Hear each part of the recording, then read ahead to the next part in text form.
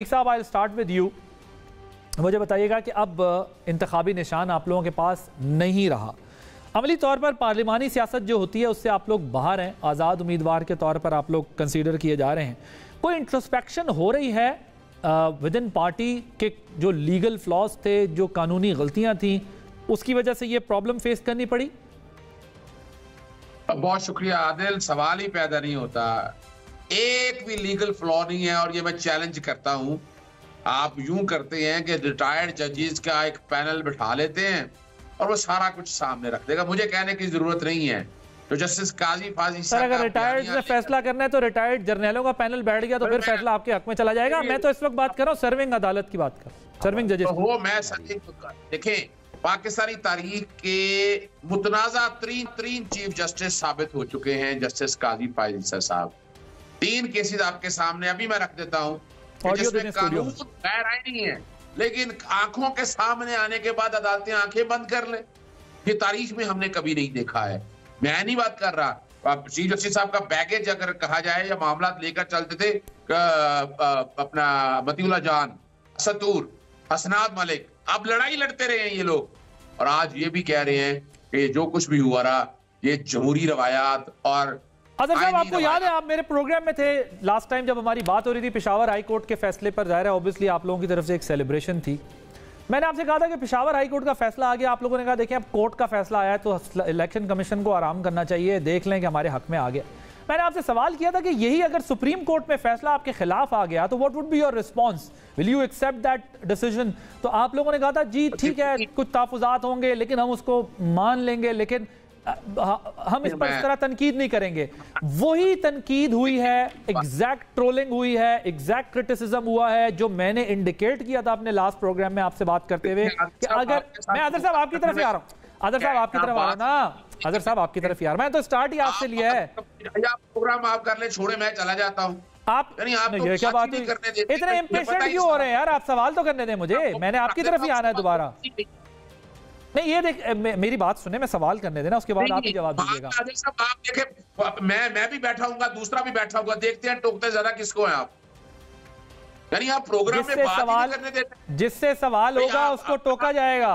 अगर सवाल अगर जवाब अगर कॉन्ट्रडिक्ट कर रहा होगा तो टोकेंगे ना, मैं इजाजत तो नहीं लूंगा आपसे सर। के तौर पर पीटीआई के तौर पर जाने जाते हैं जी, आप अपनी मुखालफत अपने पास रखें, मुझे नहीं, बात क्या करने नहीं एक सेकंड, क्या जाने जाते हैं उससे क्या फर्क पड़ता है अगर मुखालफत से जाने जाते हो? भाई मैं वो एंकर हूं जिस पे नून लीग भी इल्जाम लगाती रही है, पीपल्स पार्टी भी ये कहती है, अगर आपकी पीटीआई भी कह रही है, डजंट रियली मैटर।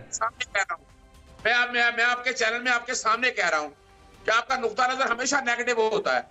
आपके कहने से फर्क नहीं पड़ता ना सर, आपकी राय इसका मैं एहतराम करता हूं। आप मेरे प्रोग्राम में मेरी तारीफ भी कर चुके हैं लेकिन उससे फर्क नहीं पड़ता। मैं आज बता रहा हूं, मुझे बोलने ही नहीं दे रहे आप। सर मैं सवाल कर रहा हूं, आप सवाल का जवाब नहीं दे रहे। मुस्लिम लीग नून की ऐसी लेकर चलेंगे, उसके अलावा उन्होंने कुछ करना ही कुछ नहीं है। फिर मुझे बात करना है, फिर मुझे फेस करना है, 3 लोगों को फेस करना है आपके यहाँ बैठे। अभी तो शुरू नहीं हुआ प्रोग्राम, बाकी आप जो करे। देखिए मैं एक याद रखिएगा, आर्टिकल 17 है, बुनियादी हक है किसी सियासी जमात का, और बैन कर अभी लिटरली सियासी जमात को बैन कर दिया है। पाकिस्तान तहरीक इंसाफ खवातीन के सीटें नहीं ले सकती है, बतौर सियासी जमात के इलेक्शन में हिस्सा नहीं ले सकती है, और ये सिर्फ और सिर्फ आर्टिकल 17 के तहत किया जा सकता है। सेक्शन 215 जो है वो आर्टिकल 17 की खिलाफ वर्जी है। सेक्शन 17 जो कहता है कि पार्टी का निशान लेने के किस बुनियाद पे? समरी प्रोसीडिंग पे।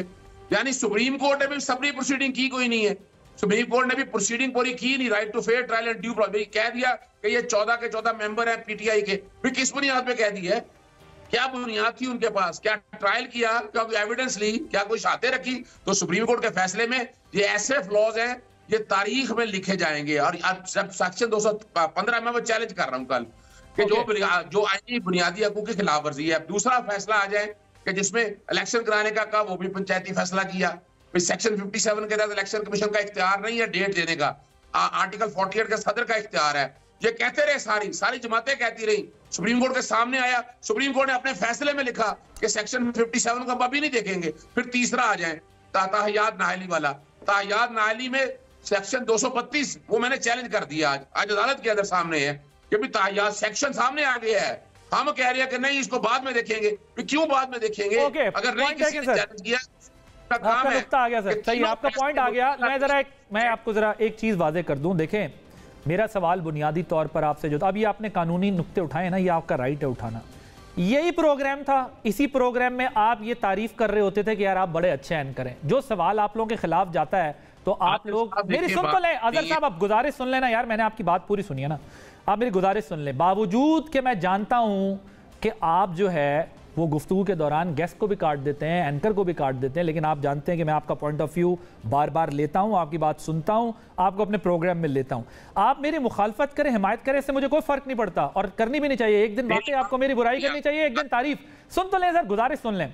अब बात है कानूनी सर, क्या ये कानूनी या सर गुजारिश तो सुन लेना, मुझे आगे जाना है ना यार। आपने कर ली ना बात अजहर साहब, अब मुझे बात करने दें। मैं ये अर्ज कर रहा हूं आपसे कि अब फैसला है अदालती और कानूनी, आप इसको चैलेंज करें, ये आपका राइट है। लेकिन जो मैं आपको बात कर रहा था पिछले प्रोग्राम में जब हमारी डिबेट हो रही थी कि यार ट्रोलिंग जजेस की जो है वो की जाती है फैसलों के ऊपर, एग्जैक्ट यही काम हुआ। पेशावर हाई कोर्ट को सर पे बिठाया गया और सुप्रीम कोर्ट के जज की जो किरदारकुशी की गई ट्रोलिंग के थ्रू, वो इंतहाई काबिल मजम्मत है, अफसोसनाक है। फैसले से इख्तिलाफ आपका हक है, लेकिन ये काम नहीं करना चाहिए। आमिर इलियास राणा साहब, मुझे ये बताएं क्यों इस तरह की सूरत हाल से दो चार सर अब आ गए ना सर, आपका पॉइंट में आता हूं आपकी तरफ, सारा प्रोग्राम तो आपके साथ नहीं करना ना। आमिर राणा साहब सर मैं आता हूं ना, अब आपकी तरफ आता हूं ना सर, हौसला रखें ना। भाई प्रोग्राम ही आपसे शुरू किया है ना यार, प्रोग्राम ही आपसे शुरू किया है, ठहरे ना, हौसला रखें, हौसला रखें। अभी दूसरों की बात, आपकी बारी आई। आमिर राणा साहब क्यों इतने ये इम्पेशेंट हो जाते हैं अगर फैसला इनके खिलाफ आ जाता है? मेरा ख्याल था कि आप अगर वो गुफ्तगू इनसे मंसूब दुरुस्त है तो आपको वहीं से बात करनी चाहिए थी, शायद वो होगी तो। लेकिन मेरी बात का जवाब अपनी बारी पे दें। मैं वो पूछना चाह रहा हूँ, बड़ी अच्छी खबर इन्होंने दी थी लोगों को कि इमरान खान साहब 15 जनवरी शाम 7 बजे बाहर आ जाएंगे। तो वो क्या वजह हुई, वो किस बुनियाद पे बात की थी, वो क्यों नहीं कंप्लीट हुई? वो उनका कोई जजों के जाने से ताल्लुक है? आप बताएं ना, क्यों नहीं कंप्लीट? नहीं, मैं तो पूछ रहा हूँ क्योंकि खबर उन्होंने दी थी, मैंने नहीं दी थी, कि तमाम चीज़ें फैसले दे दिए थे। अब मैं आता हूँ सर, आपकी तरफ आता हूँ। अब मैं आगे चलता हूँ। ये जो है ना 17-2, ये बिल्कुल बुनियादी बात है। अदर सदीक साहब ने 200% दुरुस्त बात कही है कि एसोसिएशन बनाना और चलाना, लेकिन मैं पुरानी बात इस सेंस में कहूँगा कि 13 नवंबर को मैंने हर जगह पे ये बात कही कि मुझे लग रहा है, अब इसको कोई अच्छा कहे या बुरा कहे, कि नवाज शरीफ को जिस तरह सज़ा दी गई थी, 11 रुकनी बेंच था सुप्रीम कोर्ट का जिसने मोहतरमा बेनज़ीर भुट्टो के हक़ में फ़ैसला दिया था कि जब तक सुप्रीम कोर्ट किसी जमात को मुल्क दुश्मन डिक्लेयर ना कर दे, आप उनसे किसी किस्म का कोई चीज़ वापस नहीं ले सकते।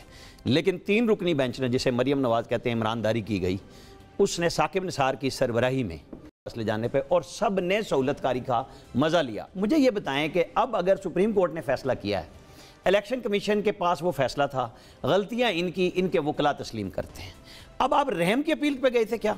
इलेक्शन कमीशन गया था कि भाई हमने फैसला किया, साहब को वकील ले लेते हैं ना, कि मसला हल हो जाता। वो इतने बड़े बड़े वकला मान रहे हैं कि भाई क्या गलतियां हुई हैं, तो फिर वो 60,000 हलफनामे थे, उसमें से 6 क्यों दिए, 60 क्यों दिए?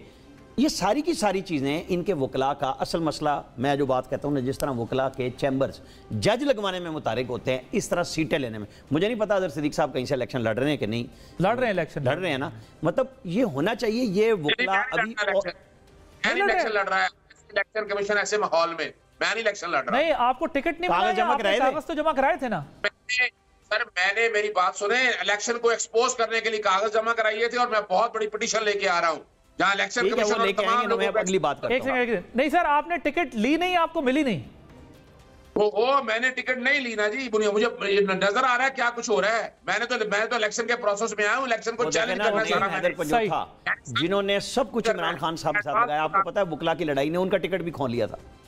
उन्हें खान साहब के पास जाके बताया गया कि नहीं, मैं अदर को भी नहीं दिया, सूबाई असेंबली का टिकट भी नहीं, मैं इधर पंजोथा। हाँ। जो सब लोग गायब हो गए थे, इधर हो गए थे, वो आ रहे थे हर जगह पे। बट उन्हें तो प्याला मिल गया। नहीं, अब वो टिकट भी तो बाद में मिला है ना, प्याला तो तब मिला है। जाहिर है, मैं कह रहा हूँ टिकट मिला, प्याले का मतलब टिकट ही हो गया। मैं ये कह रहा हूँ कि जो एक जूनियर मोस्ट और होनेहार वकील पीटीआई के निकले हैं, उनके साथ भी हाथ कर दिया। मैं बात वो कर रहा हूं कि क्यों लोगों को, क्या वकला के ग्रुप टिकट काट रहे हैं, उसमें अपने अपने लोग बंदी के मेरे चैम्बर के लोग, जिस तरह ये जज लगवाने में चैम्बर्स मुतारिक होते हैं।